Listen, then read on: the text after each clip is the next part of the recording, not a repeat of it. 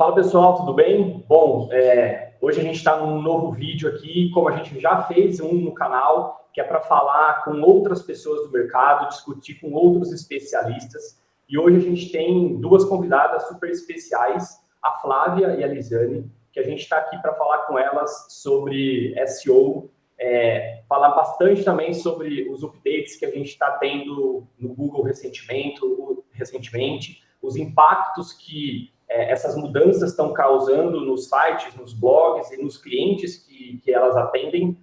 Eu vou fazer uma apresentação muito breve delas, e aí eu passo a palavra para elas se apresentarem melhor, porque nada melhor do que a própria pessoa falando de si mesma, né? Bom, a Flávia, ela é a fundadora da Expert Media, é uma empresa que eu trabalhei logo no começo de quando ela foi fundada, lá para 2017, que é focada, antigamente, né, era muito focada em link building, mas hoje, pelo que eu já vi no site, no LinkedIn, eles estão fazendo muita coisa além disso.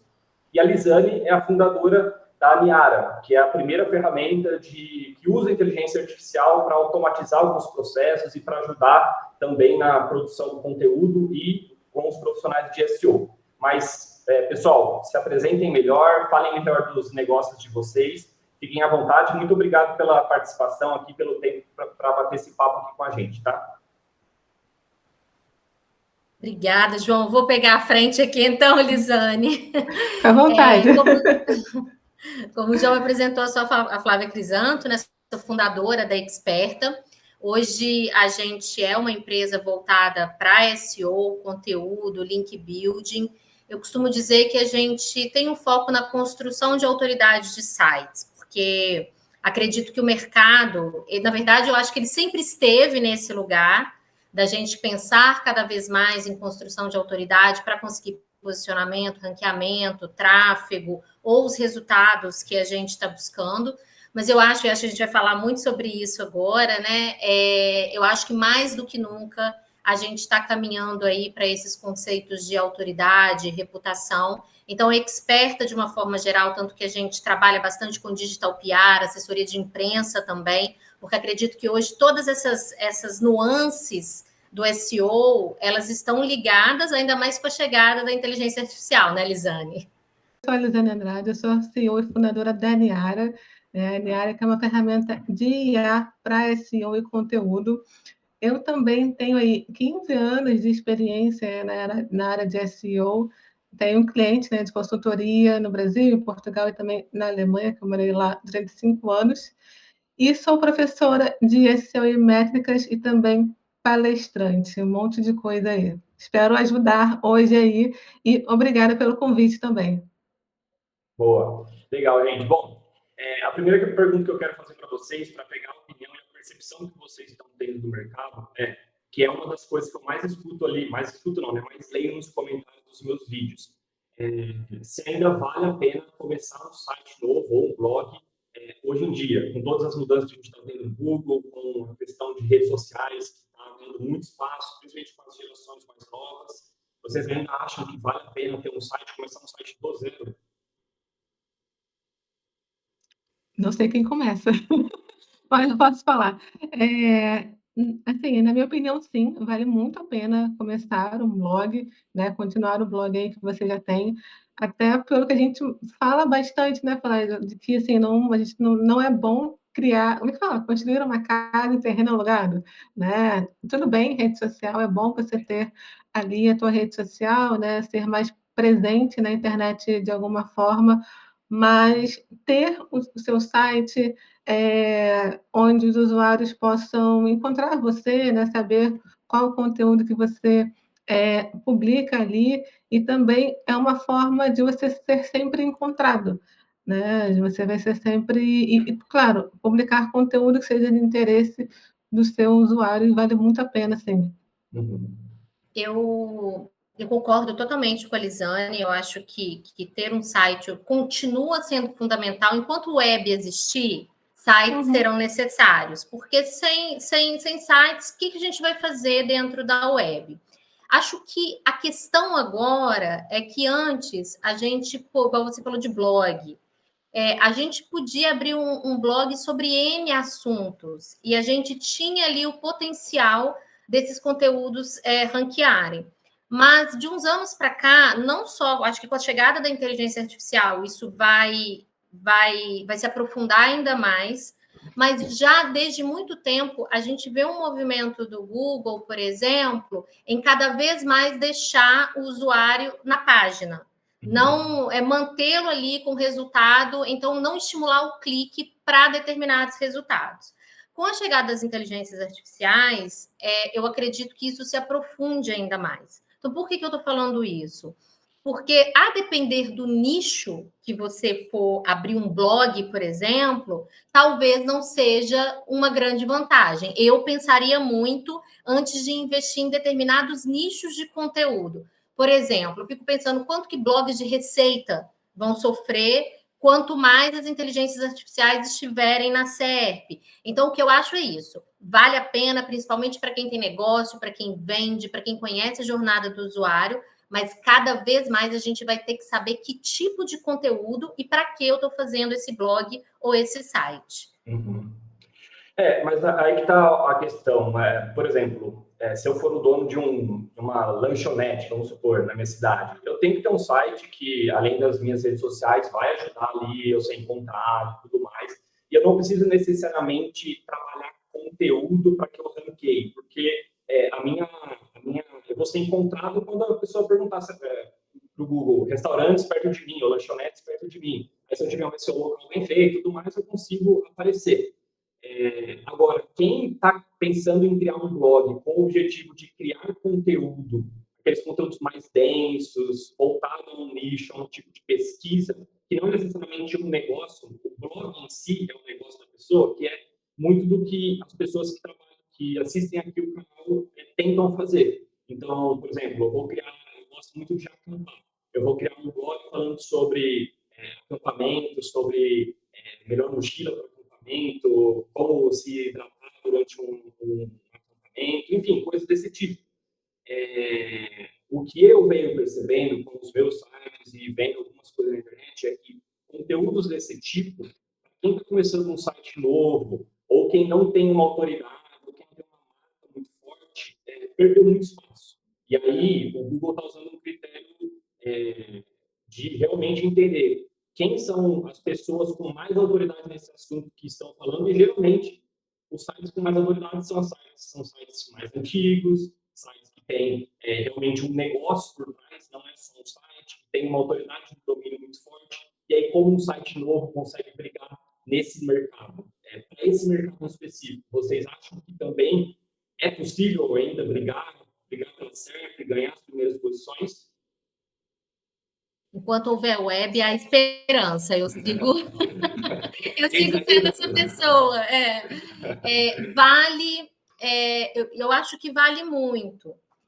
E mais uma vez, assim, só vai exigir da gente um pouquinho mais de cuidado em relação a entender essa jornada do usuário, a entender o que é capaz de me gerar clique e o que não é capaz de me gerar clique. Então, eu acredito que em cada nicho a gente consegue pensar um pouco além do que eu deveria entregar. Um exemplo, a Elisane estava em Brighton, já fazendo fofoca, SEO lá em Brighton. Eu fui ano passado para Brighton, San Diego, e essa era a discussão, né, sobre como que vai acontecer, se vale a pena. Depois eu queria até saber, viu, Lisane, o que se discutiu lá nesse sentido. Mas uma coisa, João, que se falou muito é sobre pensar o que vem, qual que é o clique depois do resultado. Por exemplo, a inteligência, né, o Gemini está chegando, em algum momento talvez ele vai estar ativo, já está em formato de teste. Então, o usuário faz uma busca, por exemplo, para o que você falou de acampamento. Ele vai receber uma lista ali de resultados, uma resposta. Mas depois dessa resposta, o que eu posso oferecer além? Então, eu acredito que os sites novos, as pessoas que estão entrando agora, elas precisam pensar o que acontece depois do resultado. Como que eu ofereço algum tipo de conteúdo após esse resultado? Então, assim, não acredito que não vai valer a pena. Quer dizer, que vai deixar de ser bom, né? Para ser um pouquinho mais clara.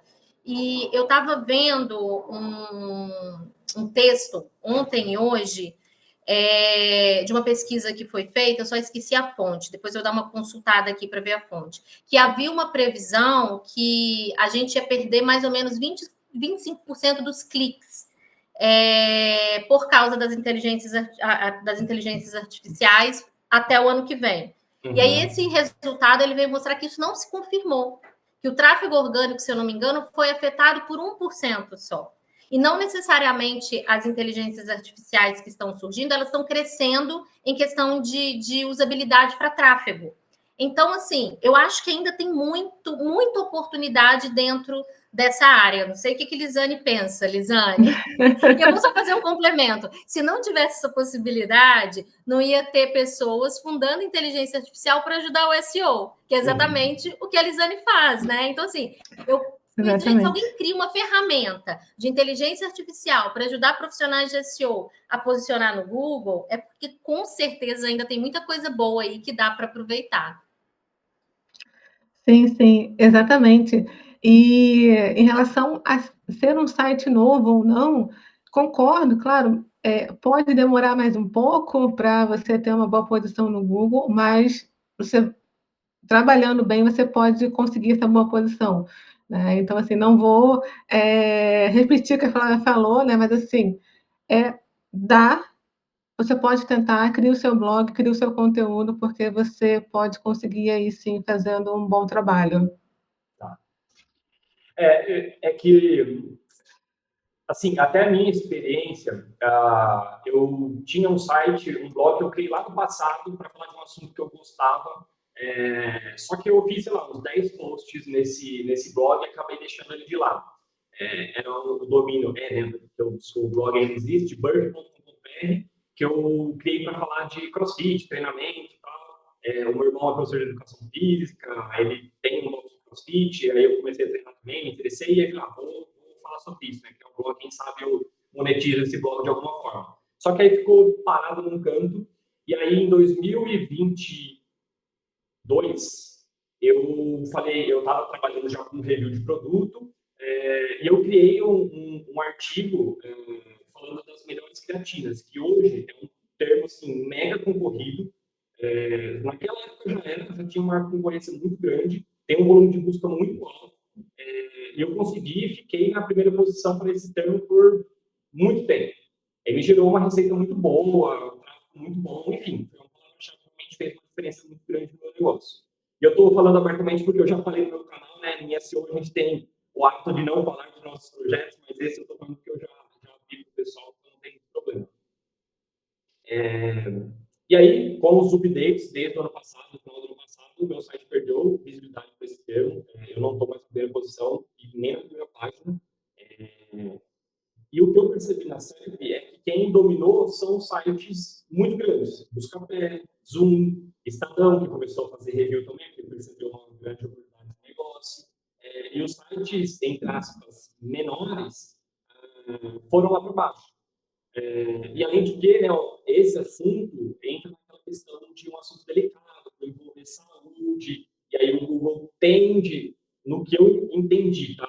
O Google tende a colocar sites com mais autoridade para falar desses assuntos, porque ele entende, putz, o Buscapé está falando isso, ele não vai me dar uma informação imprecisa, ou uma informação falsa, ou uma informação equivocada, do que é um site do Zezinho ali, que está falando sobre isso, e pode ser que seja uma pessoa totalmente desinformada, que está passando uma informação equivocada relacionada a um termo ou uma pesquisa de saúde, né? Então, essa é a grande questão, assim, para alguns nichos ou alguns tipos de conteúdo, a gente vem percebendo uma dificuldade muito grande com o Google. Mas, pelo que eu estou entendendo de vocês, não que isso seja uma regra e não que isso que não seja impossível mais ranquear sites e conteúdos desse tipo, certo? Vocês têm alguma experiência dos clientes de vocês ou de conhecidos de review de produto, essa parte mais voltada a esse tipo de site e os impactos que a gente teve com esses últimos updates e tudo mais? Ou não conhece ninguém?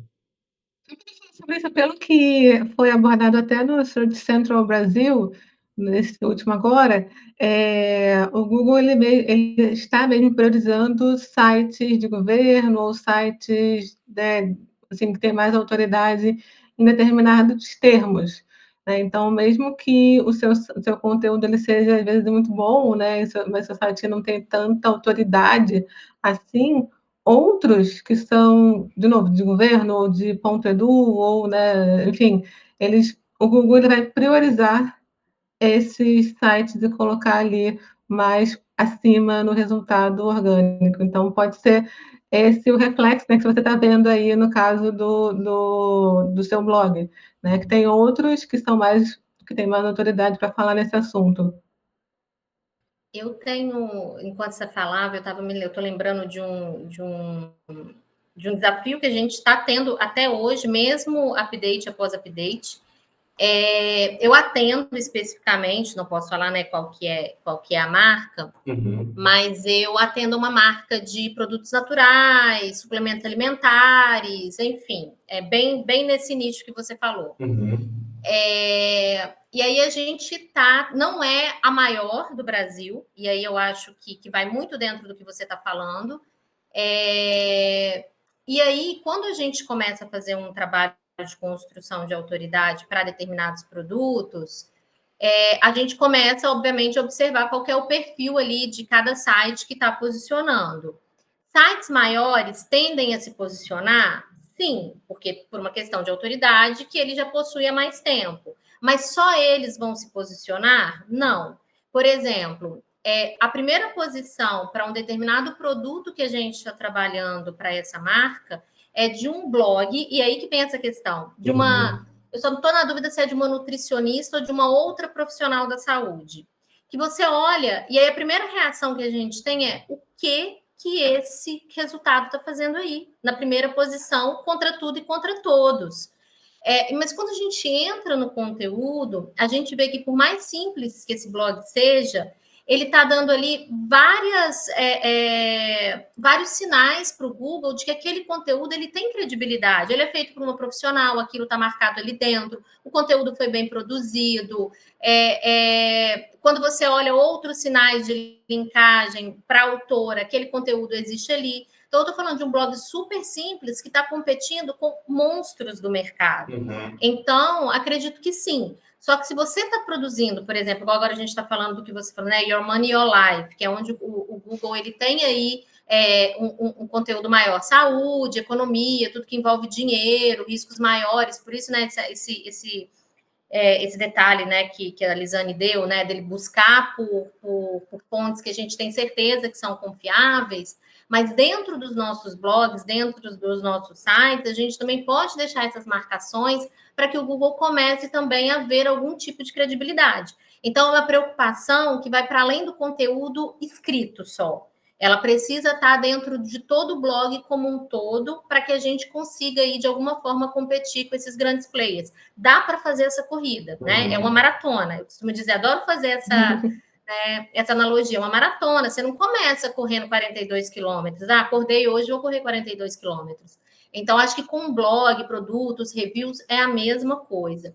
Eu acho que vale lembrar também, João, pegando carona no que você está falando, você começou falando um pouco sobre outros canais, assim. Eu acho que o que muda um pouco também, principalmente para quem trabalha nesses nichos, é pensar cada vez mais na diversificação de canais. Não necessariamente eu tenho que apostar só no meu blog ou no meu site. O que se desdobra a partir disso? Então, eu acho que a gente tem aí se confirmar essa previsão que foi feita do número de cliques cair, que agora já estão dizendo que não vai cair, né? Então, a gente vive sempre nessa vai, não vai, mas independente de ir ou não, a gente tem que pensar onde mais o usuário está. Então, eu acho que a gente tem aí várias possibilidades para serem exploradas. Tá. E aí, partindo da premissa, né, que um pouco do que a gente falou, independente de ser criar um site ou um blog de um negócio local, de uma marca própria, de um blog de conteúdo mesmo, de um determinado nicho ou assunto, sem uma empresa por trás, independente agora do setor do site em específico. Partindo da premissa do que a gente falou, vocês comentaram, vale a pena ter um site ainda em 2024. e também um pouco do ponto da diversificação de canais que a Flávia citou agora, pensando num empreendedor pequeno ou numa pessoa, uma pessoa física que está querendo começar um blog agora, que uma coisa é trabalhar SEO numa empresa grande, com um orçamento forte para contratar agência, contratar profissionais, e, enfim. E outra coisa é um microempreendedor, uma pessoa física que quer começar um blog, e o orçamento, às vezes, é muito limitado, né? Em questão de o que fazer com um pouco de dinheiro que eu tenho para investir em SEO. Eu sei que talvez seja uma pergunta difícil, mas se vocês fossem essas pessoas começando esses sites ou blogs, enfim, onde vocês investiriam o dinheiro nas suas estratégias de SEO?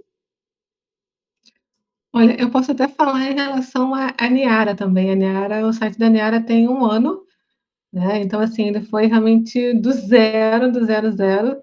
E a gente investiu muito em criação de conteúdo na Niara, para o blog da Niara. A gente sabe que IA é algo muito novo, é algo até. Vamos falar complicado, mas assim, é novo, né, para os usuários. A gente tem sempre que explicar como é que funciona, educar, né, o mercado. Então, a gente usou muito o blog da Niara e também os canais, claro. Mas o blog da Niara, a gente foi, acho que, de 0 a 20 mil acessos em menos de 6 meses, sabe, com o blog da Niara. Isso acessos mensais, né, tem 20 mil, eu não lembro agora quanto tem agora, mas a gente investiu muito nisso. Quais são as dificuldades do usuário, né? O que hoje, por exemplo, ele faz de forma manual e que ele pode fazer com a IA? Como que eu posso explicar alguns processos da IA também? Então, a gente focou muito nisso para que quando o usuário buscasse no Google por alguma coisa, ele encontrasse a IA e pensasse, poxa, então isso aqui dá para fazer com IA? Eu posso fazer com a Niara? E aí os nossos cadastros, sabe? A gente teve dias que a gente teve mais de 100 cadastros no dia. E veio muito organicamente, né? Muito pelo nosso conteúdo. Então, se eu fosse dar uma sugestão, seria essa, né? De criar conteúdo, mas um conteúdo que seja relevante ali para o seu usuário. Porque senão não vai adiantar de nada, você vai criar conteúdo à toa, né? Faz essa pesquisa, faz essa análise primeiro e depois você cria um conteúdo, porque aí vai ter uma boa performance. E uma curiosidade, o conteúdo que vocês criaram, né, para o blog foi com inteligência artificial? Sim, sim. A gente fez uma estratégia, a gente vinha criando alguns conteúdos para o nosso blog, e aí a gente fez uma estratégia, eu vou falar de SEO programático, mas assim, menor escala, bem menor a escala, né? Então, a gente pegou ali algumas palavras, vamos dizer assim, gerador de conteúdo, gerador de texto, gerador de... Assim, esse é só um exemplo, né? E a gente foi montando uma estrutura que fosse um pouco similar, para ficar mais fácil essa criação do conteúdo. E a gente conseguiu subir vários artigos no blog da Niara mais rapidamente. Né? Tinha, claro, ali uma redatora, um humano ali criando conteúdo, mudando, fazendo ali algumas configurações no conteúdo, mas essa estratégia, né, permitiu que a gente criasse conteúdo muito mais rápido, publicasse, e a gente teve essa virada, a gente conseguiu, de um mês para o outro, triplicar os acessos, né, só com essa estratégia de assim, a gente fez uma estratégia de vamos manter como é que fala? A palavra-chave inicial, a raiz, só mudando a segunda palavra. Né? Então, a gente fez isso com vários termos, e aí criou esses conteúdos no blog. Legal. E você, Flávio, se você fosse uma microempreendedora, para começar um negócio digital do zero, um site, um blog, com pouco orçamento, qual seria a sua estratégia? Eu sou essa pessoa, gente. Quem começou com muito orçamento aqui. Mas não é porque a Lisane está aqui, não, tá? Porque eu já falei isso para ela. Eu acho a estratégia da Niara fenomenal. foi quando a gente teve a oportunidade de conversar, e aí até falei com ela, Lisane, o que foi essa estratégia? Aí até usando como exemplo, o que eu gosto, assim, eu acho que mostra, né, o que eu faria também, o quanto o conteúdo ainda tem poder. Então, eu acho assim, que ela veio com bastante conteúdo para o mercado, nichado nas dores. Então, assim, em primeiro lugar, não custa nada de dinheiro, vamos dizer assim, você conseguir mapear bem as dores do público que você quer atingir. Você tem várias ferramentas que podem te ajudar nisso, né? E juro que não é jabá. Você pega uma ferramenta de inteligência artificial, você consegue ali colocar uma palavra e ela vai listar para você todas as dores, todas as possibilidades, vai fazer uma análise dos seus concorrentes, você consegue ver alguma coisa de SERP. Então, hoje, o que eu acho, João? As pessoas têm medo da inteligência artificial e de outras ferramentas como um todo, né? Que a inteligência artificial ela é só mais uma ferramenta um pouco mais ousada, mais inteligente, mais rápida, que chegou para a gente. E o que eu acho interessante é que ela tira da gente a possibilidade da gente ser medíocre. Porque a partir do momento que você tem uma ferramenta que nivela, você não pode mais ser medíocre. Ela te coloca ali num determinado nível, né? E você precisa ir além. Então, assim, primeiro ponto, eu faria um mapeamento por meio de ferramentas das dores do meu usuário.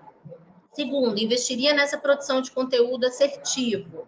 Né? E aí, mais uma vez, eu posso usar N ferramentas, desde ferramentas como a Niara, de inteligência artificial, como outras. E terceiro, que aí eu vou usar também, que eu gosto do case Niara, não ficar preso só à relação você, seu conteúdo e seu site. Quando a gente vê o que a Niara está fazendo, por exemplo, a Lisane ela foi fazer conteúdo rico com profissionais da área. Você está aqui com a gente hoje conversando sobre uma dor do seu usuário num outro canal, produzindo conteúdo rico, entrevistando pessoas. Então, eu investiria, além do conteúdo, mas no relacionamento que meu conteúdo pode proporcionar. Porque eu acho que esse é o grande diferencial. E isso você não vai precisar de verbas altíssimas para poder fazer. Qualquer pessoa pode fazer isso. E depois disso, como que eu distribuo essa informação? Então, assim, eu vou distribuir por quais canais? Eu preciso também investir nessa autoridade do meu conteúdo. Então, eu faria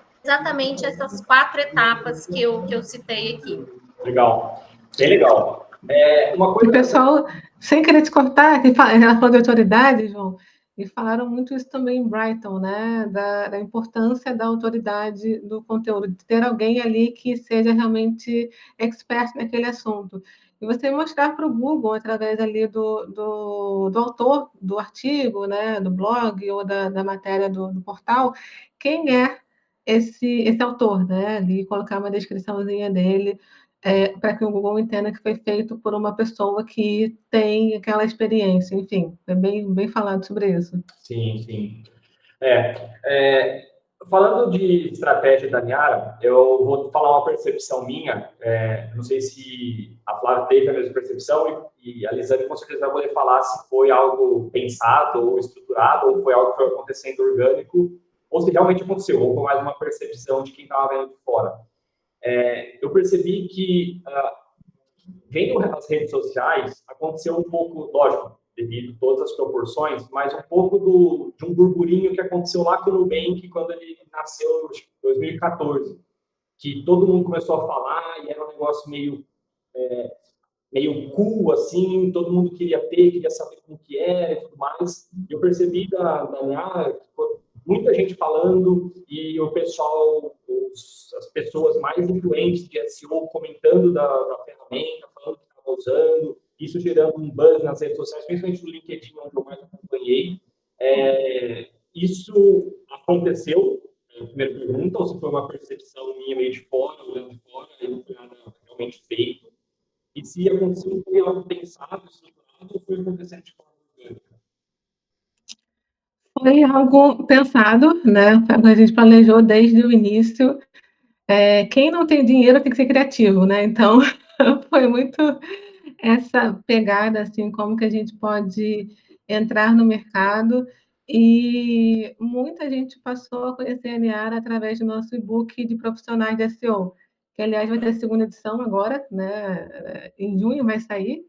Então, aí a gente colocou no e-book 40 profissionais de SEO para seguir nas redes sociais. Não sei se Flávia estava no e-book, Flávia saiu agora aí, mas não sei se ela estava no. Acho que ela caiu, né? No e-book, mas muita gente passou a conhecer através desse e-book. E realmente foi uma estratégia para que a gente conseguisse impactar outras pessoas, né, que seguiam também esses profissionais. Então, a gente fez essa estratégia, e assim como outros conteúdos nossos que foram em colaboração, né, com outros profissionais, seja lives ou então outros e-books, workshops que a gente tem, mas não somente isso, eu acho que quando a divulgação da Niara, né, a gente sempre fala que é uma ferramenta de SEO brasileira, é para o brasileiro, a gente sempre inclui, na verdade, todo mundo, né, todos os profissionais ali, e eles se sentem parte disso, né, eles sentem que eles estão, de alguma forma, contribuindo, né, para que o mercado cresça também. Então, a gente percebe muito essa sensação de comunidade na Niara, a gente chama de são Niara lovers, né? Eles gostam da Niara, alguns podem nem ser até assinantes da Niara, mas gostam e falam nas redes sociais. Então a gente tem sentido muito isso, né? Essa sensação de comunidade com os usuários da Niara. Que bom, né? Depois até para a Flávia, Flávia, eu falei da sensação de comunidade, de se sentir parte da Niara, né? Enfim, está ajudando a criar uma ferramenta que é para o mercado brasileiro, é para você. Aí eu perguntava, você se sente assim também? Porque eu percebo muito isso nas pessoas, né? Quando eu converso e elas falam da Niara também. Sim, sim, e é exatamente isso que eu acho interessante, que eu sempre comentei, que eu achei muito legal nessa estratégia, né? É aquela sensação de todo mundo participando para poder fazer acontecer uma coisa que é importante para todo mundo, no fundo, né? Dando certo uma ferramenta de SEO, seja lá qual for no Brasil, vai dar certo para todo mundo. Você estava até comentando, né, João, da questão das ferramentas pagas em dólar e por aí vai. A gente tem uma N questões. E aí, você falando de comunidade, e aí quando a gente fala de marketing 1.0, 2.0, 3.0, 4.0, 5.0, Kotler vai colocando aí, sabe lá onde vai chegar, né? Quando ele fala do 4.0, ele fala exatamente dessa questão de comunidade, né? Que você, hoje em dia, para você vender, você não vende mais de um para um. Você vende dessas inter-relações que acontecem. E eu acho que no SEO, no produto, em qualquer estratégia que a gente esteja fazendo, a gente tem que pensar nessas inter-relações. E aí o que eu acho interessante que você pontuou, que eu acho que também vale para quem está assistindo pensar, que é quando você fala essa importância do autor. Antes era só o conteúdo, mas quem está produzindo aquele conteúdo precisa também pensar em si. E isso eu acho muito interessante, né? Quem é essa pessoa que está ali atrás produzindo esse conteúdo? Então, esse é um outro ponto que eu acho que também ganha mais contornos vou falar desses últimos 2 anos para cá. A gente fica tentando contabilizar tempo, né? Porque o Google cada hora fala uma coisa. Mas eu acho que isso vem de uma forma muito forte, né? Quem são as pessoas por trás daquilo que está sendo produzido? Mas aí, deixa eu fazer uma pergunta para vocês sobre essa questão do autor, isso se relacionando com conteúdos gerados através de inteligência artificial. Eu até estava vendo uma pesquisa, não foi uma pesquisa, foi um teste que alguém fez no LinkedIn, que testou um site só produzindo conteúdo com IA, um outro site só produzindo conteúdo com humanos e um site produzindo conteúdos com IA revisados por humanos, por especialistas. E esse último foi o que teve mais crescimento, que conseguiu ranquear melhor na SERP. Um conteúdo produzido só por IA, e eu colocando ali esse conteúdo, ele não vai ter, entre aspas, uma pessoa por trás, um autor por trás. Vocês entendem que a melhor forma de casar conteúdo com IA para gerar essa autoridade, essa reputação, seria fazendo essa produção de conteúdo e ideias de conteúdo com a inteligência artificial e tendo esse toque humano de revisão, de adicionar algumas informações, enfim, fazer uma régua limpa ali, geral, nesse conteúdo? Sim, sim. Aí eu acho que são duas coisas, na verdade, que é bem importante a gente frisar. O Google, ele não é contra conteúdo gerado por IA, né? Ele é contra conteúdo ruim. Não importa quem cria esse conteúdo, seja um humano ou seja IA. Se for um conteúdo ruim, ele não vai ter uma boa performance, né? Então, isso é uma coisa.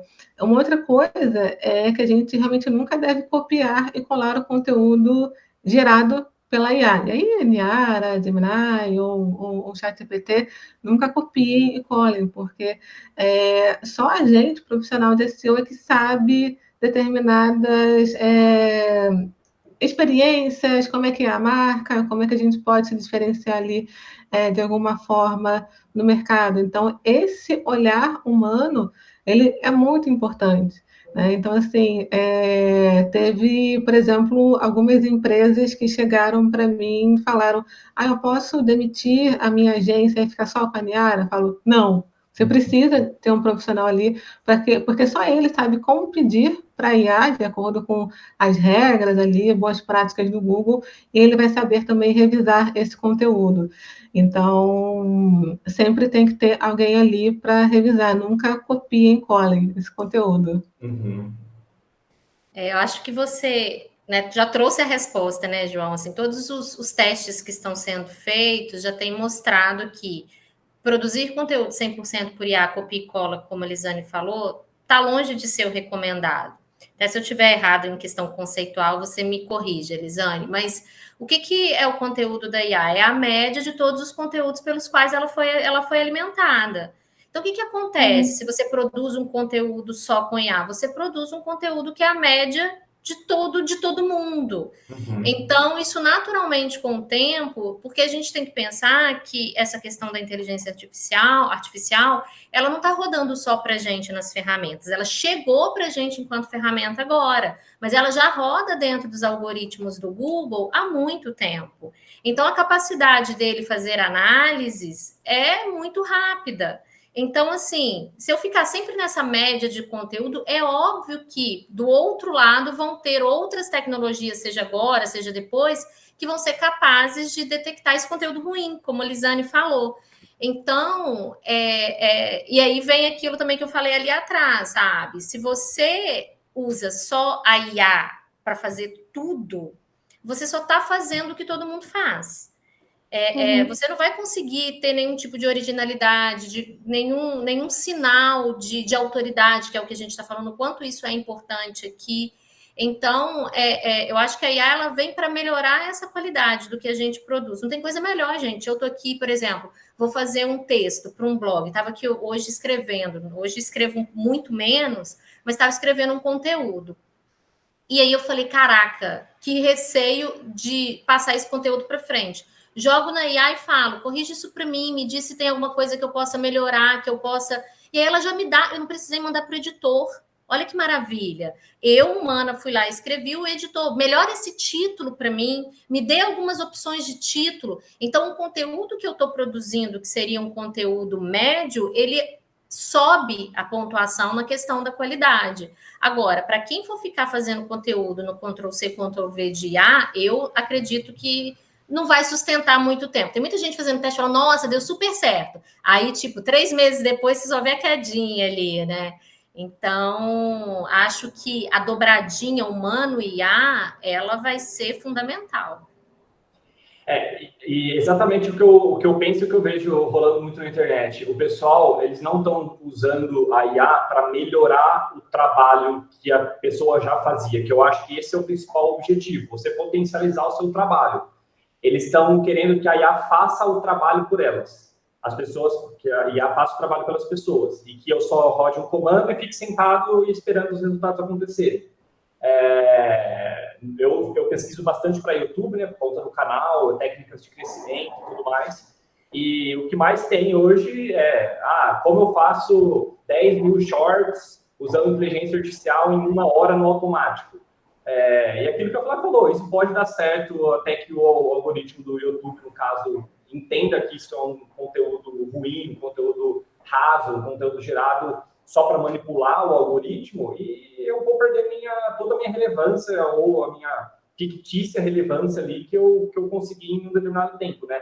Então, o uso errado da inteligência artificial, eu acho que acaba atrapalhando até um pouco quem, por exemplo, no caso da Niara, tem uma ferramenta voltada a isso, porque sempre vai ter o questionamento, mas será que vale a pena a inteligência artificial e tudo mais? Porque as pessoas, acho que ainda não viraram a chave, e com certeza vai acontecer, porque é algo muito novo ainda, né, de ferramenta de inteligência artificial, de como ela tem que ser utilizada, né? Uhum, uhum. Eu fiz uma live, acho que foi na quarta-feira passada, no evento SEO Brasil 2024, né? E aí eu falei eu mostrei a Niara na prática e tudo mais, como que você pode usar a IA para muito além de criação de conteúdo, né? Então, assim, para análises, geração de ideias através de dados do Analytics, análise de relatórios, criação de códigos, sabe? Entender a audiência. Tem muita coisa que a gente consegue fazer. A IA pode te ajudar além da geração de conteúdo. Então, eu acho sim que alguns profissionais ainda estão ali batendo na tecla só de geração de conteúdo, mas assim, vamos além, né? Porque quando a gente passa a usar e a gente vê o resultado, né, o benefício de usar a IA, a gente percebe que, cara, não tem volta, sabe? Você usou uma vez, você vai querer usar, você vai querer, porque assim, potencializa muito o nosso trabalho, demais. Voltando para o SEO agora, não que inteligência artificial não seja SEO, porque hoje em dia está meio que uma coisa, você fala uma coisa, você fala da outra também, né?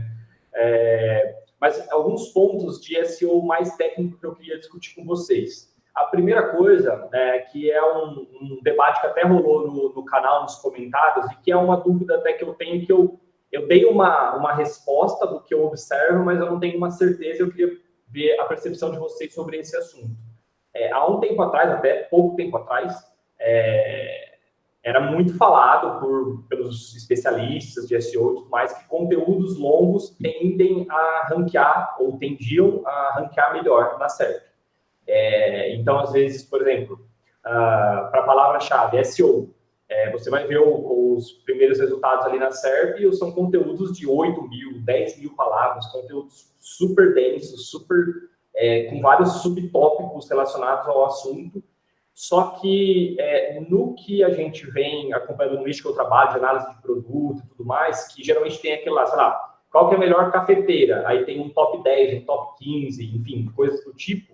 E os sites que estavam fazendo esses conteúdos mais densos, com muitos produtos, falando daí, de repente, tinha uma sessão para falar sobre cafeteira, como limpar a cafeteira, tudo dentro desse artigo de qual é a melhor cafeteira, acabou não perdendo um pouco de visibilidade. E os conteúdos mais curtos, que tem aquela resposta direta, a melhor cafeteira, se você quer uma opção custo-benefício é essa, se você tem um pouco mais de verba, é essa daqui, por conta disso, disso, disso. Um conteúdo muito simples, direto e curto. Alguns sites começaram a ganhar mais visibilidade. Só que, ao mesmo tempo, eu vejo que não é uma regra, que tem esses conteúdos longos que estão melhor ranqueados do que conteúdos mais rasos, mais simples. Como vocês estão vendo essa questão de conteúdo longo versus conteúdo direto, para responder a pergunta do usuário do Google de uma forma muito rápida? Eu posso, rapidinho, Flávia, posso te dar um exemplo, né, da Laura, da Red Hog, por exemplo, ela falou o seguinte, eu fiz até uma live com ela, que ela falou que ela também fazia conteúdos muito longos, sabe, porque ela tinha isso na cabeça, quanto maior, melhor, e aí nada do artigo subir, nada, e aí ela foi ver que das primeiras posições tinham menos, né? Menos conteúdo. E ela foi e cortou conteúdo. Assim, ela foi muito mais direta no artigo dela. E aí ela acabou subindo, acho que 8 posições de uma vez só, né? No que ela cortou o conteúdo. Então, eu acho que, assim, a gente às vezes quer encher tanto linguiça, sabe, falando português, para poder ter mais conteúdo e achar que o Google, né, vai achar melhor isso, mas às vezes ser muito direto, cara, é melhor para o Google, para o usuário, para todo mundo, porque eu também, quando eu acesso um site, às vezes aquele conteúdo extenso pra caramba, que eu fico assim, cara, onde é que tá a resposta? Peraí, deixa eu rolar aqui, eu não acho a resposta, sabe? Então, assim, a gente tem que pensar no usuário e também no resultado do Google, sabe? Nas duas coisas. E aí eu sou dessa. Como é que fala? Eu gosto mais de conteúdo mais direto ao ponto. Eu acho que a gente tem alguns fatores aí. Acho que o primeiro deles SEO não é uma regra só. Quando você fala, né, qual é a regra? Não existe uma regra só de SEO. Existem N fatores que a gente precisa analisar para ver o que está acontecendo. Eu percebo que esses resultados eles são muito diversificados. Às vezes você tem exatamente isso, conteúdos pequenininhos posicionando melhores do que conteúdos mais longos. Mas aí vem a segunda parte que vocês falaram, a intenção de busca. O que a SERP está dizendo em relação à intenção de busca? Eu, pessoalmente, quando eu estou fazendo qualquer estratégia, a primeira coisa que eu faço é observar isso. O conteúdo, ele é pequeno ou é um conteúdo grande? Ele é um conteúdo que tem imagens, qual é o tipo de mídia que está ali? Qual que é o tipo de marcação, por exemplo, de dados estruturados que está ali naquela página? Aquela página recebe ou não recebe links, que é uma questão também que a gente tem que olhar. Qual que é a autoridade da página, qual que é a autoridade do site? Então, tem N fatores que eu preciso observar para eu saber se vou produzir um conteúdo longo ou um conteúdo curto. E, por último, o próprio Google. John Miller já fez vários comunicados dizendo tamanho de conteúdo não é documento. Literalmente vão ter conteúdos curtos que vão se posicionar muito melhor do que conteúdos mais longos, porque, mais uma vez, é isso. Aquilo vai servir ao usuário? É a pergunta que a gente que está produzindo conteúdo, a gente tem que se fazer o tempo todo. Eu acho que é se fazer essa pergunta e observar, porque o Google também está longe de lá de ser né? Às vezes a gente vê cada conteúdo horrível posicionando, deixa a gente quase morrendo, faz a gente sentir as piores profissionais do mundo. Mas aí é sempre esse cruzamento entre aquilo que está sendo entregue e aquilo que eu estou entregando. Então, o tempo todo, a gente tem que fazer esse cruzamento de estratégia. Isso de observar a SERP é bem importante, porque se a gente vai, sei lá, por exemplo, como cantar afinado, é uma SERP que só vai ter vídeo ali, né? Assim, praticamente não vai ter nenhum conteúdo de texto. Então, se eu produzir um artigo, não vai ranquear. Então, isso de olhar a SERP antes de criar o seu conteúdo, isso é bem importante para adequar ali o seu conteúdo ao resultado da SERP. Exato. Eu percebo que rola, e até a outra pergunta que eu ia fazer dessa parte mais técnica é um pouco disso, mas rola um pouco de confusão do que o Google entende realmente como um fator de ranqueamento ou não. Porque isso aí, assim, vem sendo falado muito e eu nunca vi no mercado assim, de SEO, desde que eu comecei a acompanhar mais de perto, tantas mudanças assim do dia para a noite. Parece naquela época lá que a gente falava, o ovo faz bem ou não faz bem para a saúde. E o leite, cada hora era uma opinião, né, sendo falada. Um dos pontos, né, que a gente tinha antigamente como um fator de ranqueamento, mas hoje, pelo que eu percebo, já não é muito mais falado, que é o tempo de permanência do usuário na página. E aí que está a questão do conteúdo longo, né? Tende-se a entender que se eu tenho um conteúdo longo e a pessoa entrou no meu site pela busca orgânica do Google, se eu der resposta lá em 1, 2 linhas, a pessoa vai ler a resposta e vai sair. E automaticamente o Google começa a entender que o meu conteúdo não é bom porque a pessoa não permaneceu no meu site. Só que aí vem, eu vou escrever um conteúdo muito longo de uma coisa que é muito simples para ser falada, só por conta daquele critério específico que foi falado um dia, que é um fator de ranqueamento para a busca orgânica, né? Então, essas confusões, né, de o que é fator de ranqueamento e como esse determinado fator de ranqueamento se confronta com outros possíveis fatores de ranqueamento, acaba causando muita confusão nos profissionais, né? Polêmicas. Vamos falar. Olha só, eu acho tão interessante quando você traz esse ponto, João, porque quando você fala de tempo de permanência na página, e aí você está falando que há alguns anos isso era dado como um fator, mas o Google negava. Era muito engraçado. Quem acompanha os SEOs gringos tinha uma briga muito forte. Outro dia até vi um tweet falando, eu nunca sei falar o nome dele, o que era o antigo Moz, é o Randy Fish. Como é que fala o nome dele? Eu também não sei É falar. esse aí. Randy ou Rand, para quem quiser falar inglês, é uma coisa. O ex-fundador do Moz, ele batia o pé que sim. E aí eu lembro de uma briga dele e do Pedro Dias, que é mais conhecido aqui no mercado brasileiro, do Pedro Dias falando que não, porque ex-Google e tal, e vai para lá, vai para cá. E aí esses dias eu estava vendo alguém, aí eu não lembro quem foi, dessa vez não vai ter como citar a fonte, falando assim, finalmente o mercado teve que se desculpar com o Randy, porque saíram alguns documentos do Google, aí foi uma documentação real mesmo, mostrando que o tempo de permanência na página é um fator de posicionamento. Entretanto, aí fazendo agora uma observação com o que a gente está vendo agora, sabemos que tempo de permanência na página é um fator de posicionamento. Só que se conteúdos curtos estão posicionando, até que ponto esse fator tem um peso tão grande? Exatamente. É contraditório, né? Exato, porque SEO é isso, SEO nunca vai ser uma coisa só.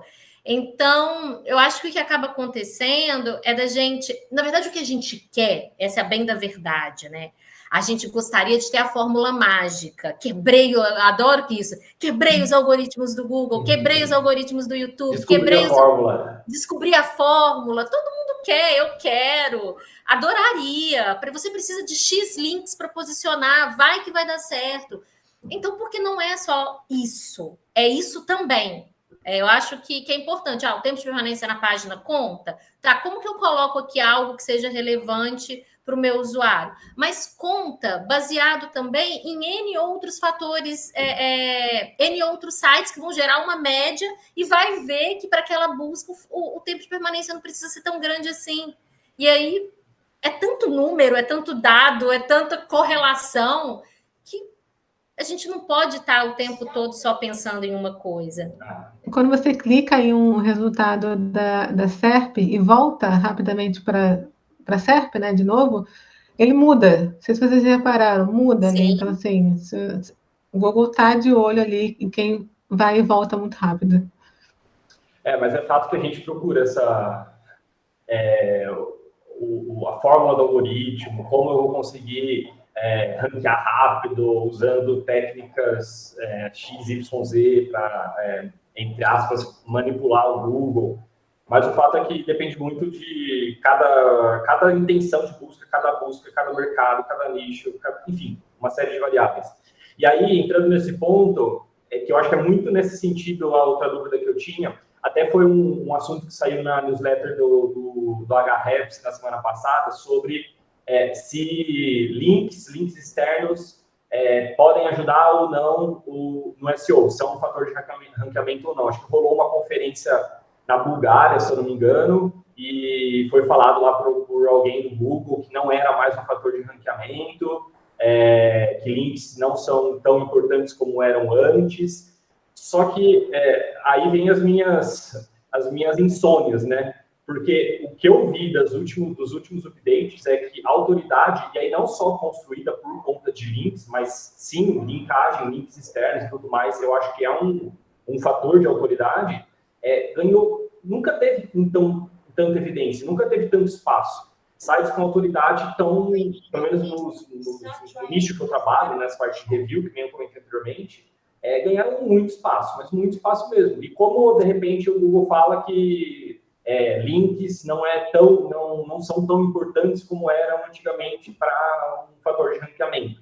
E aí, talvez, Flávia, acho que é bem a sua área, com certeza a Lisandro tem pontos para considerar também, mas você, como uma empresa, né, que trabalha com criação de autoridade, com link building, com digital PR, como você vê essas falas aí sobre como o mercado está encarando linkagem a partir desses últimos updates do Google e tudo mais?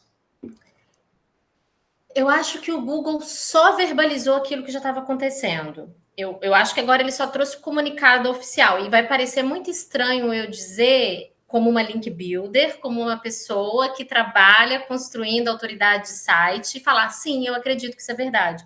Acho que os links, eles não têm mais o mesmo peso que eles tinham antes. Quando eu falo eles não têm mais o mesmo peso, não estou dizendo eles não têm a mesma importância, que é a mesma coisa que o Google disse, que ele está longe de ser, que talvez eles não esteja nem mais entre os 5 fatores mais importantes, porque ele já esteve entre os primeiros fatores mais importantes. E quando ele é o fator mais importante, o que acontece? Eu posso trazer qualquer link. Aí que está a questão.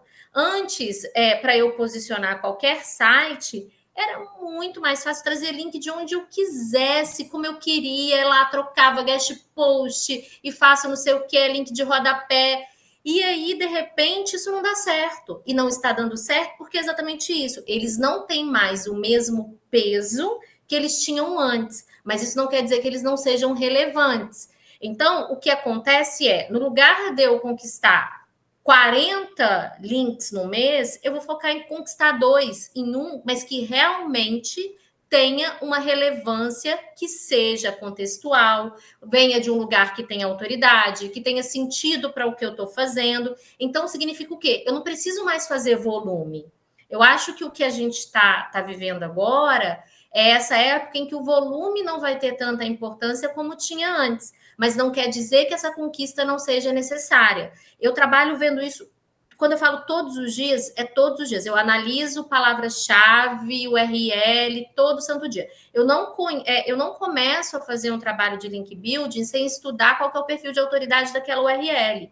E a gente vai, por exemplo, veio esse update, assim, longe de ser uma propaganda, tá, gente? Assim, a gente não, pelo menos os projetos nos quais eu estou trabalhando, a gente não sentiu. Claro que teve, né, umas oscilações, a gente mesma, a própria experta, eu perdi durante umas 3 semanas, mais ou menos, nesse update, algumas posições que eu falei, não acredito que eu vou perder essa posição. E aí terminou, voltamos para a posição que a gente estava. Porque é exatamente isso, a gente trabalha em cima de construir a autoridade, que não é só aquela aquisição de link, mas tudo que vem com ela. Então, por isso, João, eu acho que você tenha percebido isso, que sites com bons links, sites com uma boa autoridade, eles continuam performando bem. Porque se não for através de links, como que o Google vai ter essa validação? Porque o link está para além de só fazer um site ranquear. Ele tem N outras funções que são muito importantes. E aí, só para fazer um fechamento, que é o que eu diria para as pessoas, quando você falou das fórmulas mágicas, né? Que no fundo, a gente quer as fórmulas mágicas, e os links eram fórmulas mágicas, eles eram um pouco isso, né? E eu falo que o link, ele é um refinamento, sempre falei isso, link building é refinamento de estratégia. Você já fez o melhor que você podia, você está construindo algo, você refina a sua estratégia com o link building. E aí, a gente pode trocar, vou dar uma de Bela Gil agora, por que não trocar a fórmula mágica por teste? Se as pessoas tiverem na cabeça exatamente essa ideia, tá, no lugar de eu pensar que é um conteúdo longo ou um conteúdo curto, testa. É uma title de tal maneira ou de tal maneira? Testa. É com IA ou é sem IA? Testa. É com link ou sem link? Testa. Porque o SEO, ele é teste o tempo todo. A gente não tem a fórmula aqui. A gente sabe de alguns fatores, mas o Google está ludibriando a gente o tempo todo. Então, eu acho que vem muito para esse lugar de teste. A gente sabe que algumas coisas seguem sendo importantes, então a gente tem que seguir na certeza de que a gente está fazendo aquilo que é importante e testando aquelas que a gente tem dúvida se vão funcionar ou não. E acho que o maior exemplo disso, né, Flávia, é, de novo, também o site da Niara, que veio aí do nada, sem nenhum link, sem nada, e a gente conseguiu trabalhar muito bem ele. Só depois de um tempinho que ele passou a ter links, passou a ter essas referências externas, mas a gente, de repente, por exemplo, a gente sempre trabalhou muito bem em redes sociais, sempre teve um sinal de rede social, sinal social muito bom também. Pode ser uma outra forma de você conseguir também essa autoridade, e aí vai ajudar o seu site. Quer dizer, são muitas coisas, como a gente falou, que vai influenciar ali no seu posicionamento, né? Se a gente ficar focando só em um ou só em outro, enfim, acho que é tudo um mix ali, e a gente consegue ranquear bem. Se ficar focando só em um, vem um update e a gente morre, né? Exatamente. E aí a importância também de o que a gente falou um pouco tempo atrás, da criatividade, né? Porque principalmente com um orçamento curto, como que eu vou começar a construir sinais sociais para a minha marca, para o meu site, para a minha empresa, para o meu negócio? No caso, por exemplo, da Niara, fez um e-book com os 40 profissionais de SEO para você seguir na rede social. Era mais ou menos esse o título, né? Isso, era esse. E aí, provavelmente, essa galera que foi citada compartilhou esse post ou fez alguma menção, algo do tipo, né? E gerou meio que um buzz orgânico ali com um investimento, sei lá, para fazer um e-book muito baixo, né? De uma ferramenta, um Canva da vida, alguma coisa do tipo. Mas investimento financeiro muito baixo, só que um investimento de pensar, de entender de o que pode dar resultado, de estratégia muito alto, né? E aí é importante ter essas técnicas, essa criatividade, esse entendimento do nosso negócio para conseguir ter esses resultados. Exatamente. Só não fala Canva, senão meu designer vai ver daqui a pouco, ele vai brigar comigo. Não foi o Canva, tá, gente? Foi o Photoshop mais profissional? Não sei, ele não usa, ele não gosta. Não, o Canva pro microempreendedor, para pessoa. Não, sim, tô brincando, claro. Mas sim, é muito importante esses outros sinais, sabe? E o SEO, ele está em contato com diversas áreas. Aquele profissional que ficar só na dele ali, eu vou criar conteúdo, então vou fazer só, enfim, vou ficar só no meu site, ele está perdendo muitas oportunidades. Por exemplo, para o Google Discover, o sinal social é muito importante. Então, se eu coloquei uma matéria no ar, num portal de notícia, ou algum outro site, e o Google vê que ele está sendo muito compartilhado nas redes sociais, opa, isso aqui é um sinal social, esse artigo é bom, eu vou subir no Discover. Então, tá tudo ligado, né? Então, a gente tem que ter esse pensamento, assim, 360, de olhar para tudo, porque tudo vai influenciar ali no seu resultado orgânico, né, ou no Discover, ou no resultado do Google. Flávio, você tem alguma, lógico, sem citar a estratégia, mas alguma estratégia que você fez com a Experta ou com algum cliente, assim, de uma sacada mais... uma ideia que surgiu e que deu um baita de um resultado, não precisou de um mega investimento, mas foi uma sacada, uma oportunidade de negócio, ou pegou algum trend de algum assunto e conseguiu fazer um conteúdo em cima disso e ter algum resultado? Tem algo que você pode compartilhar? Tem bastante coisa, porque a gente fica o dia todo aqui pensando em conteúdos compartilháveis, porque a gente trabalha com uma estratégia de distribuição de conteúdo orgânica. Então, eu preciso ter a certeza de que esse conteúdo ele vai ter aí um apelo, seja para rede social, seja para mídia, principalmente mídia, que é onde a gente busca mais. A gente tem, por exemplo, um conteúdo que aí eu acho que é uma fórmula certa. Vou dar aqui a fórmula mágica para todo mundo. A gente estava falando de fórmula mágica, né? Exatamente. Você quer a fórmula mágica para conseguir produzir conteúdo, obter links? A gente tem alguns clientes aqui que trabalham em nichos muito chatos, e que estão com a gente há 2, 3, 4 anos. Você imagina o que é produzir conteúdo durante 2, 3, 4 anos, às vezes sobre a mesma coisa, literalmente a mesma coisa.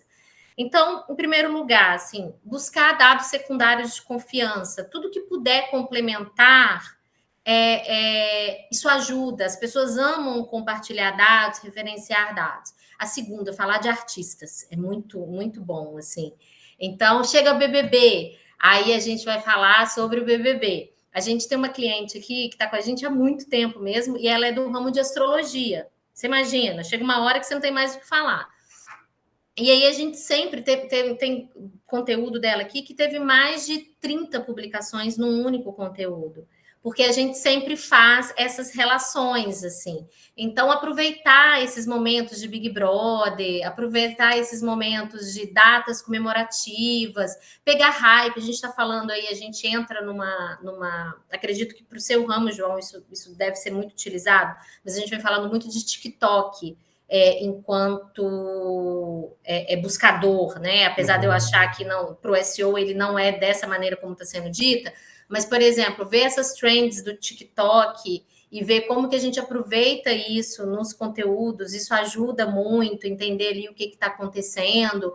Então, são, na verdade, fórmulas bem simples, que eu não estou falando nada demais, assim, eu venho do jornalismo, no jornalismo a gente faz isso o tempo todo, tem uma coisa que a gente chama de switch no jornalismo, que é o quê? Por exemplo, acabou o Big Brother hoje, estou só com o Big Brother na cabeça, que a gente produziu o Big Brother até não poder mais. Mas acabou o Big Brother hoje. O que eu vou fazer? Eu posso fazer suítes, que são desdobramentos daquele assunto. O que aconteceu com os ex-Big Brothers que vieram de não sei onde? Sim. Ou então, se eu estou falando sobre o caso do tio Paulo, né, que foi aquela coisa que até agora está reverberando.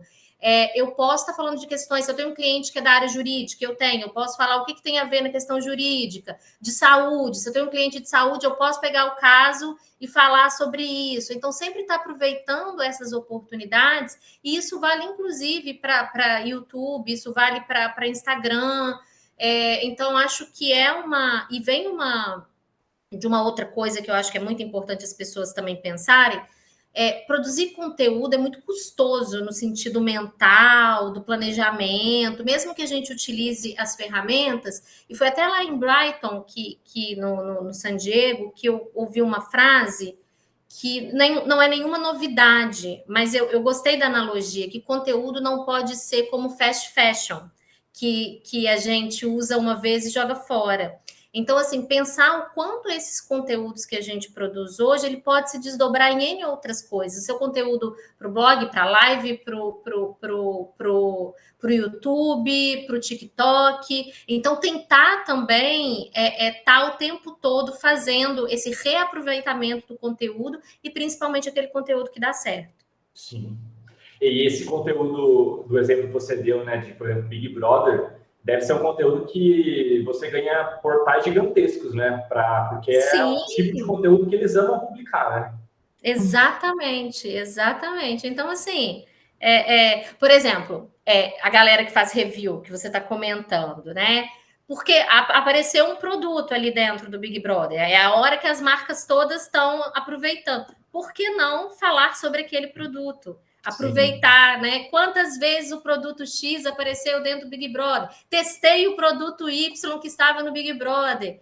Então, exatamente, tudo isso a gente pode aproveitar. E sim, são os momentos em que a gente consegue os melhores portais. Legal. Bom, deixa eu dar uma olhada aqui nas minhas anotações, se tem mais alguma coisa. Uma outra dica que eu queria dar até de conteúdo é que às vezes a gente pensa sempre em como o usuário pode utilizar o nosso serviço, o nosso produto, enfim. Mas, por exemplo, na Niara, a gente pensou, a gente criou 2 artigos, né, que foram um detector de conteúdo IA, detector de conteúdo com IA, e outro detector de plágio, né, que, assim, a Niara não tem isso na ferramenta em si, mas quem utiliza essas ferramentas cria conteúdo com IA, né? Então, assim, a gente conseguia impactar um público que utiliza e aí poderia conhecer a Niara por ali. Então, a gente fez 2 testes. O primeiro detector de IA foi com 7 ferramentas, testamos elas, né? Assim, foram 7 ferramentas, conteúdo de humano, conteúdo híbrido, conteúdo com IA. Nenhuma delas deu resultado certo ali, né? A gente acabou entendendo que nenhum detector é bom, detecta o conteúdo gerado por humano ou por IA. E o outro foi o de plágio, a gente testou 3 ferramentas. Então, pensar além, né, do que do usuário final, né, o que ele pode fazer com a nossa ferramenta, com o nosso produto.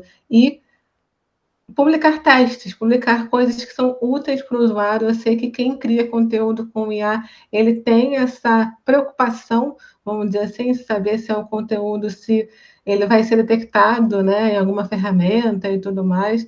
Então, acho que ir além um pouquinho, né, pensar além, a gente consegue impactar muito mais pessoas. Exato. E usar isso, por exemplo, é um conteúdo que, com esse conteúdo você não ia vender a Niara, porque estavam de outras ferramentas. Só que, como a Flávia falou lá atrás, de não ficar só no clique, né, não acabar no clique, de repente você trouxe essa pessoa para o site, pegou ali o e-mail com uma pop-up de newsletter, ou um push, ou coisa do tipo, e aí você impacta essa pessoa depois, e aí pode se tornar um cliente da Niara, sendo que entrou por um conteúdo que você estava falando de outras ferramentas, né?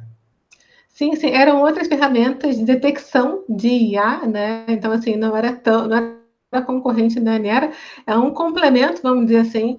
Então, a gente criou esse conteúdo e é um conteúdo que ele mais traz acessos para a Niara, né? Então, acabei pegando um público muito mais amplo do que somente SEO. Todo mundo que cria conteúdo, ele vai achar esse artigo, né, da Niara no Google, quando buscar por detector de IA, e a gente conseguiu amplificar muito mais a nossa audiência. Sim. Show. Sobre impactos dos últimos updates, aí eu acho que, não sei, talvez a Lisane também tenha de clientes que usam a Niara, mas a Flávia até comentou que o impacto foi quase zero, né, da maioria dos clientes. Vocês, então, não sentiram grandes oscilações em sites ou, enfim, projetos que vocês acompanham? A gente aqui na Niara, não, a gente não sentiu. O que a gente vem fazendo, na verdade, a gente subiu muito conteúdo na Niara, a gente está sempre monitorando a performance desse conteúdo, porque não importa só o acesso, né? Tem que ter ali o cadastro, tem que ser relevante, tem que trazer um usuário bom para a gente. E a gente sempre faz essa análise. Por exemplo, teve um conteúdo que era gerador de texto, acho que era gerador de texto automático, como assim. A gente colocou para testar.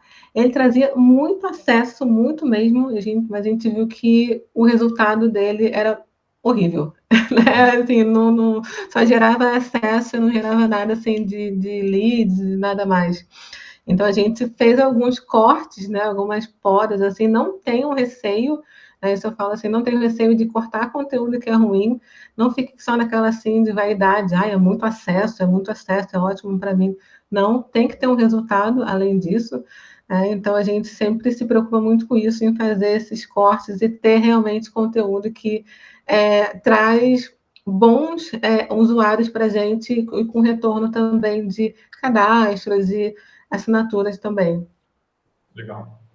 Esses updates, esse update específico, ele foi um update que deixou a gente preocupada, né? Porque foram 2 de uma vez só, rodando ao mesmo tempo, e foi um dos mais longos. Então a gente ficou com aquele receio de grandes oscilações na SERP, que eu acho que, pelo menos aqui no Brasil, eu não vi acontecer. O que a gente viu, né, de muitos outros SEOs comentando foi a desindexação de alguns sites que há muito tempo já não acontecia de uma forma tão massiva. Então, eu acho que as pessoas que foram afetadas por esses updates foi meio 880, pelo que eu percebi.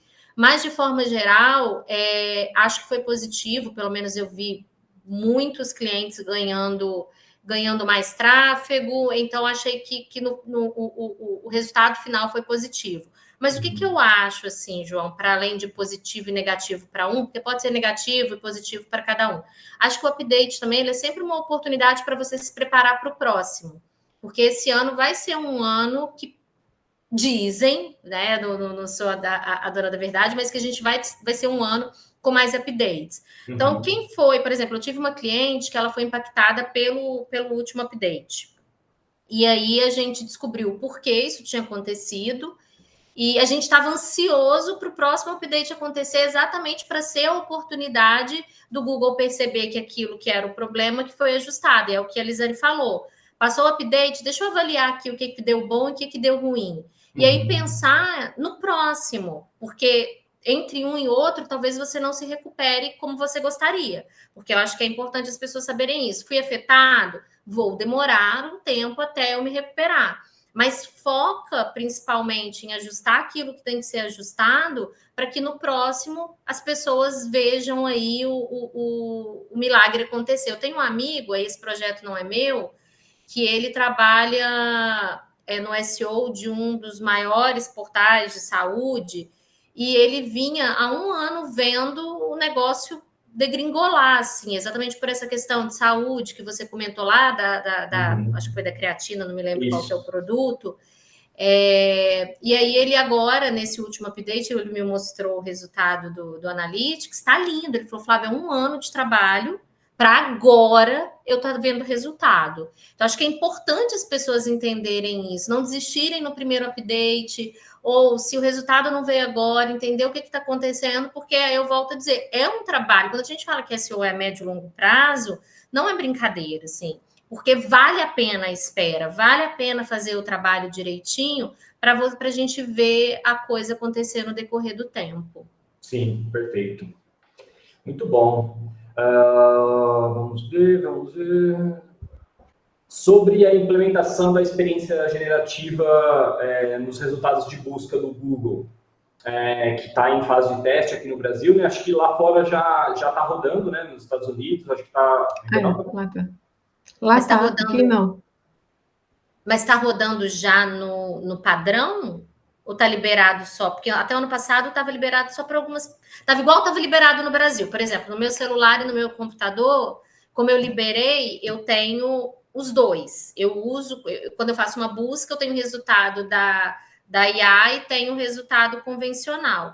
Eu não sei, nos Estados Unidos está liberado como padrão? Eu acho que não. Ainda não também? Não tenho certeza. Eu também não tenho certeza que sim. Eu tinha visto algo que sim, mas posso estar enganado. Não fui a fundo. Eu achava que sim também. Até dezembro do ano passado, não. Agora eu não sei se de janeiro para cá eles estão fazendo como padrão. Tá. Bom, enfim, independente de se está ou não, um dia vai estar, provavelmente. A não ser que o Google perceba que está dando... Não, aquela... Aqui na Europa, não sei, está demorando. Aqui na Europa sempre demorado. Essa GDPR é muito rígida aqui. Aqui eu tenho no browser aqui, porque eu ativei lá no Google Labs, acho que é uma coisa que você ativa. Também. E eu estou acompanhando, vendo os testes, fazendo os testes, mas ainda não está rolloutado, né? Enfim, mas na teoria um dia vai estar, né? O Google está trabalhando para estar. Vocês acham que essa experiência artificial na busca do Google vai ter um impacto muito grande para criadores de conteúdo que dependem da busca orgânica? Um pouco. Um silêncio, né? meio assustador, assim, quando fala de IA, eu sempre fico na expectativa de escutar a Lisane. Eu acho que para esses conteúdos mais diretos, vamos dizer assim, possivelmente não vai ter uma queda, né, na pesquisa orgânica, né? Conteúdo direto, por exemplo, como fazer isso, o que é aquilo, sabe? Assim, vai ter uma queda. Mas, até nesse relatório que a Flávia leu, por exemplo, a gente tem ali um gráfico que mostra quantas vezes as pessoas usam IA, né, e quantas elas vão ali no Google pesquisar por alguma coisa. E quem usa IA, né, diariamente, assim, vai caindo o gráfico, né? Ele começa usando bastante e vai caindo. Chega ali no 20º dia, já está bem lá embaixo o gráfico, né? Então, assim, não é algo muito usual, né? Acho que a pessoa comum não vai lá abrir lá o ChatGPT para qualquer coisa que aconteça na vida dela, assim, diariamente. É muito... e já o Google não, está ali no celular, é muito mais rápido. Eu, por exemplo, eu só acesso, ou eu vou buscar alguma coisa na Niara, ou algo que realmente é para o meu conhecimento, ou até no Gemini, quando eu não acho no Google, né? Às vezes eu procuro ali no Google e depois vou no chat, na IA, por exemplo. Então, eu vejo essa queda em buscas mais de resposta direta, mais de outras, de compra e outras, eu, assim, não vejo essa queda, né? Não, acho que não, né? Não, acho que não vai ter essa queda, porque ninguém vai no ChatGPT ou na Niara ou no Gemini comprar alguma coisa, vai no Google buscar ali e vai fazer a compra. Eu acho que a gente vai ter uma queda.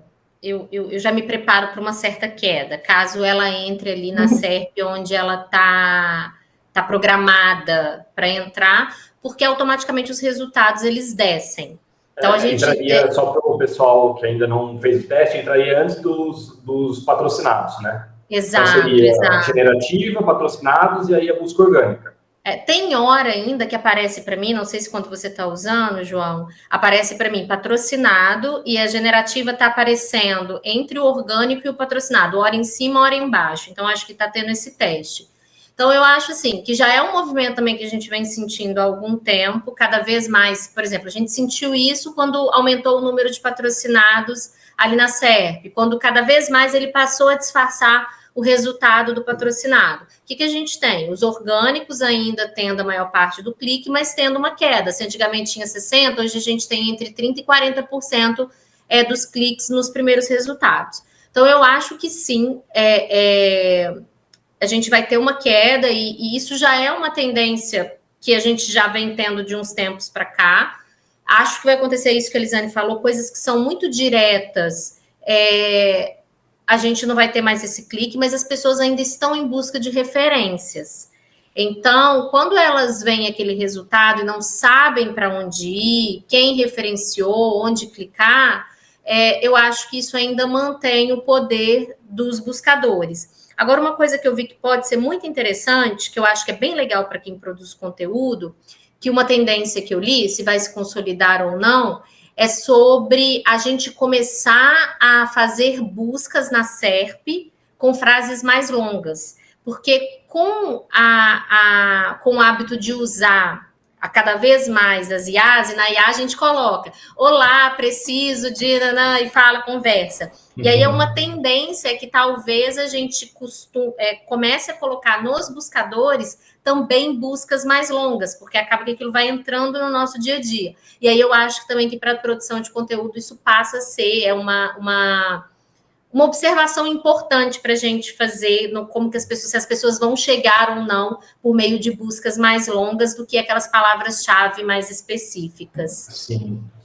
E até essa questão dos conteúdos com as respostas mais diretas, meio que o Google já está colocando ali na própria SERP, né? Tipo, sabe, eu pesquiso às vezes como escrever tal palavra, né? A gente está cada vez mais esquecendo como escreve, né? Pelo menos eu, quando vou produzir uma conteúdo, eu tenho algumas dúvidas. Aí vem algum site que produziu o conteúdo para explicar como escreve aquela palavra, mas sendo mostrado na própria SERP, né? E tem o site sendo referenciado embaixo. Então, meio que, talvez, para essas respostas mais diretas, seja uma experiência que talvez já esteja acontecendo com esse tipo de resultado da SERP, né? Sim, mas acho que o Google ainda está testando, né? Eu acho que esse não vai ser o layout final, até o formato, sei lá, final, né? Porque ele ganha dinheiro com anúncios, né? Isso é claro, ele não vai empurrar também, tirar ali os anúncios do lugar. E aqui na Europa, por exemplo, a SERP ela tá um pouquinho diferente, né? Então, assim, a gente vê que para alguns resultados, por exemplo, de clima ou de hotel, o Google ele mostra o resultado dele primeiro, né? Então está ali em cima já a temperatura do local. Então ele tem que colocar um pouquinho mais para baixo, sabe? Então assim está dando a chance de outros sites aparecerem e depois ele coloca os resultados dele embaixo. Então, ele está fazendo algumas mudanças. Eu esqueci até o nome dessa mudança, né? Enfim, que é para priorizar outros conteúdos e não o do Google. Tirar esse monopólio, na verdade, né? Dar a chance para outros resultados. Então, está bem, bem diferente até a SERP. Até porque o Google depende de quem produz conteúdo, né? Se todo mundo parar de produzir, o Google, hoje, né? A não ser que mude a fórmula daqui para frente, mas hoje o Google perde muito, né? Se a gente parar de produzir conteúdo. Boa. Bom, gente, acho que é isso. Acho não, né? Acho até meio que minimiza o bate-papo que a gente teve.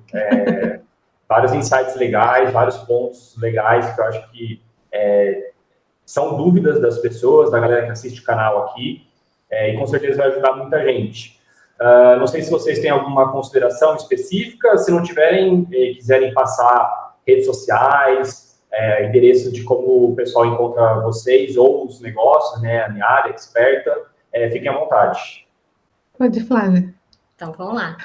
Flávia é fácil de achar em qualquer lugar, jogou Flávia Crisanto com Z, pode me achar. A rede da Experta no Instagram é experta.br, o site é expertamedia.com.br. E o meu também é um nome único, né? Lisane Andrade. Se você buscar em qualquer rede social, eu tô lá, sempre com esse nome. E Niara.ai, né? Acessem a Niara, criem conteúdo, testem lá 7 dias grátis, que você vai ver como vai transformar a sua rotina de SEO e conteúdo. Eu vou pedir cupom para a Lisane depois, se ela liberar, eu coloco nos comentários aqui do vídeo. Vamos ver. Lisane é boa de negócio, ela é boa de negócio. Exatamente. Pode, com certeza, eu vou dar aí o cupom e depois me falem se vocês gostaram da Niara, se foi útil para vocês. E, claro, estou sempre aberta aqui a ouvir todo mundo e realizar melhorias aí na Niara. Show.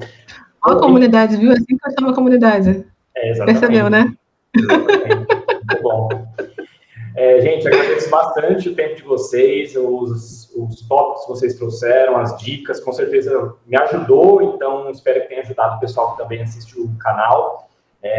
Agradeço mesmo, e você que está vendo, já aproveita aí, se inscreve no canal, deixa seu like se você curtiu o bate-papo, segue o pessoal também nas redes sociais que vamos fortalecer a comunidade que a gente tanto falou aqui nesse vídeo, né? Valeu, gente. Obrigado, até a próxima e tchau. Obrigada. Tchau, tchau.